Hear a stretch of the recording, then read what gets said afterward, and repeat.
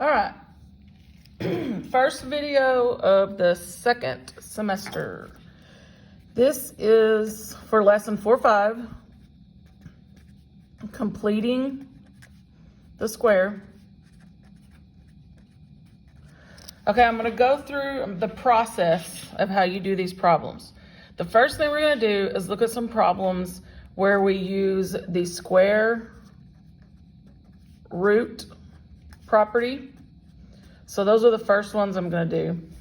Then we're going to look at just some problems where we complete the square only. Then the last thing we're going to do is a problem where we solve a quadratic equation by completing the square. So the first thing I want to look at is just some problems that are using the square root property. And I'm going to do easy ones to start this, just so we can kind of go through. I can go through it with you and you can see how it's done. So these are basic problems. These are going to be perfect squares, so they're going to be easy. But we need to solve this. And the question is, how do we go about it? Well, this is a quadratic equation where b, if you remember the quadratic equation, looks like that. That's the standard form of it. What happens is this is one where b is 0 right there, which means this term is not here. We don't have our x term. So we have our x squared term and we have our constant term. We don't have just our x term. So we can use the square root property. So what we do is we can square root both sides, because if I square root a square, this is something you should learn in Algebra 1, but if I have one when you did maybe even in geometry, when you did Pythagorean theorem, when you have something squared and you square root it, it undoes it. So it leaves just an x, which is what we want. Now, if I square root one side, I have to square root the other side. And then 25 is a perfect square, which equals 5.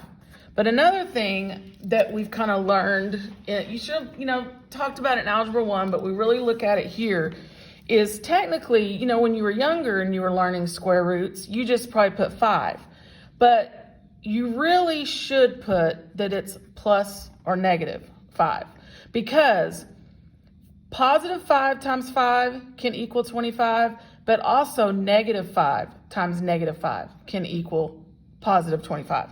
So that's why 5 could either be a positive, you can write it like this, it can either be a positive or a negative. So we say x equals negative 5, comma 5. And this is how the program ALEKS wants you to put the answers. They want you to put them individually, negative 5, comma 5.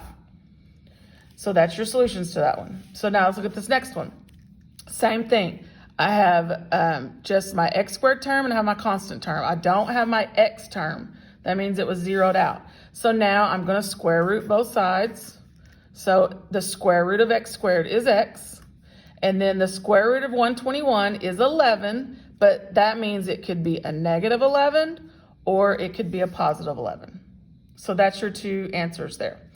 These were problems from your assignment. These are going to be like numbers 1 and 2 in your assignment.